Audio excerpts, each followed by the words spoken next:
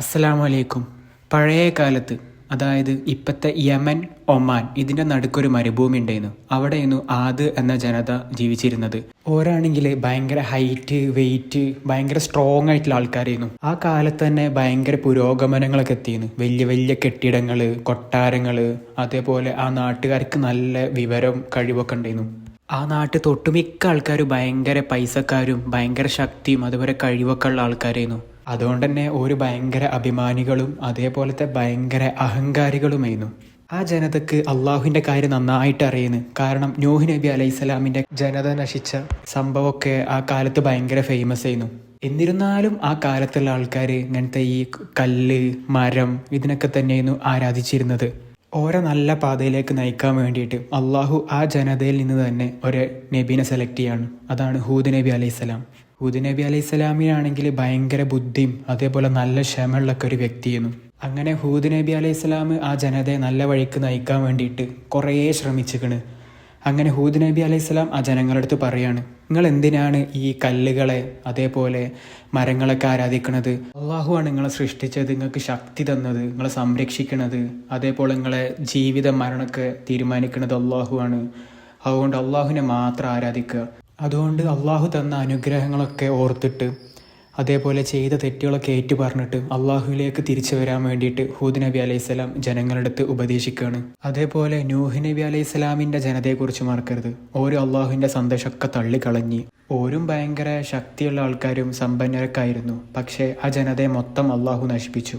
നിങ്ങളും ഇതേപോലെ അള്ളാഹുവിൻ്റെ സന്ദേശം നിരസിക്കുകയാണെങ്കിൽ നൂഹ് നബി അലൈഹിസ്സലാമിൻ്റെ ജനതയുടെ സെയിം അവസ്ഥ തന്നെയായിരിക്കും ഞമ്മക്കും വരാമെന്ന് ഹൂദ് നബി അലൈഹിസ്സലാം ആ ജനങ്ങളെ അറിയിക്കുകയാണ്. ആ ജനങ്ങൾ ഇതൊന്നും കേൾക്കുന്നില്ല. കാരണം ഒരു ഭയങ്കര അഭിമാനികളായിരുന്നു. എന്നിട്ട് ഹൂദ് നബി അലൈഹിസ്സലാമിനെ കളിയാക്കി ചിരിച്ചു കൊണ്ടേ നിന്നു. നീ ഞങ്ങളെ ഭരിക്കാൻ വരികയാണോ? അനക്ക് എന്ത് പ്രതിഫലമാണ് വേണ്ടത്?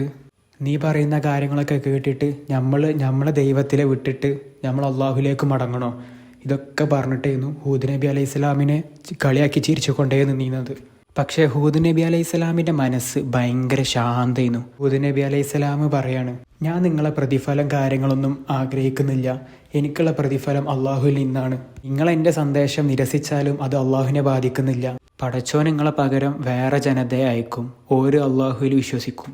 അപ്പം ജനങ്ങൾ വീണ്ടും ഹൂദ് നബി അലൈഹിസ്സലാമിനോട് ചോദിക്കുകയാണ്, നമ്മൾ മരിച്ച ശേഷം നമ്മളെ ബോഡി മണ്ണിലലിയും, പിന്നെ എന്ത് ആഖിറത്ത് ജീവിതമാണെന്നൊക്കെ പറഞ്ഞിട്ട് ഹൂദ് നബി അലൈഹിസ്സലാമിനെ കളിയാക്കി ചിരിച്ചു കൊണ്ടേ നിന്നു. അപ്പോൾ ഹൂദ് നബി അലൈഹിസ്സലാം ഓരോ ഡൗട്ടായിട്ടുള്ള ആഖിറത്ത് ജീവിതത്തിനെ കുറിച്ചൊക്കെ പറഞ്ഞു കൊടുത്ത്. എന്നിരുന്നാലും ഈ കാര്യങ്ങളൊന്നും ഒരു കേട്ടില്ല. ഓരോ അഭിമാനം മാത്രം നോക്കി അങ്ങനെ ജീവിക്കുകയാണ്. അപ്പോൾ അള്ളാഹു ഓർക്കൊരു മുന്നറിയിപ്പ് കൊടുക്കാൻ വേണ്ടിയിട്ട് വിചാരിച്ചു.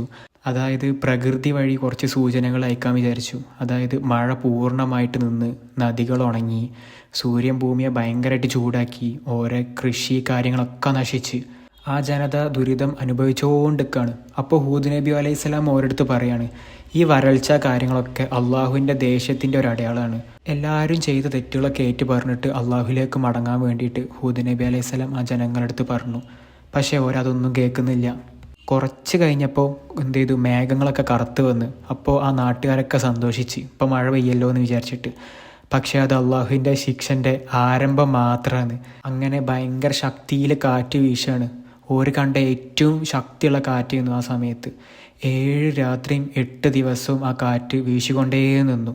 ഈ കാറ്റ് ഓരോ വീടുകൾ, ഓരോ കാറ്റ് പിടിച്ചു നിർത്തുന്ന മരങ്ങൾ, അതേപോലെ ഓരോ ആരാധിച്ചിരുന്ന കല്ലുകൾ ഇതൊക്കെ നശിച്ചു പോവാണ്. അങ്ങനെ 8-ാം ദിവസം ഏകദേശം രാത്രിയാകുമ്പോഴത്തിന് ഹൂദ് നബി അലൈഹിസ്സലാമിൻ്റെ ജനങ്ങൾ മൊത്തം നശിച്ചു പോവാണ്. ഹൂദ് നബി അലൈഹിസ്സലാമും ഹൂദ് നബി അലൈഹിസ്സലാമിനെ വിശ്വസിച്ചിരുന്ന കുറച്ച് ആൾക്കാർ മാത്രമാണ് അവിടെ രക്ഷപ്പെടുന്നത്. അങ്ങനെ ഓരോ സ്ഥലം മാറിപ്പോയി വേറെ സ്ഥലത്ത് ശാന്തമായിട്ട് ജീവിച്ചു, അള്ളാഹുൽ മാത്രം ആരാധിക്കുകയാണ്. ഇപ്പോൾ ഹൂദ് നബി അലൈഹിസ്സലാമിൻ്റെ കഥ കേൾക്കുമ്പം നമുക്ക് മനസ്സിലാവുന്നുണ്ട്, നമ്മൾ ഒരിക്കലും പൈസ ഉണ്ട് എന്ന് വിചാരിച്ചിട്ട് അഹങ്കാരം കാണിച്ചു നടക്കരുത്. നമ്മളെല്ലാവരും പഠിച്ചത് അള്ളാഹുവാണ്. അപ്പോൾ മറ്റാർക്ക് എന്തെങ്കിലുമൊക്കെ ആവശ്യം നമ്മൾ മുഖേന കിട്ടുകയാണെന്നുണ്ടെങ്കിൽ അത് നല്ല കാര്യമല്ലേ? എല്ലാവരും പരസ്പരം സഹായിക്കാനായിട്ട് ശ്രമിക്കുക. അഹങ്കാരം കാണിച്ച് ജീവിക്കാണ്ടിരിക്കുക. അസ്സലാമു അലൈക്കും.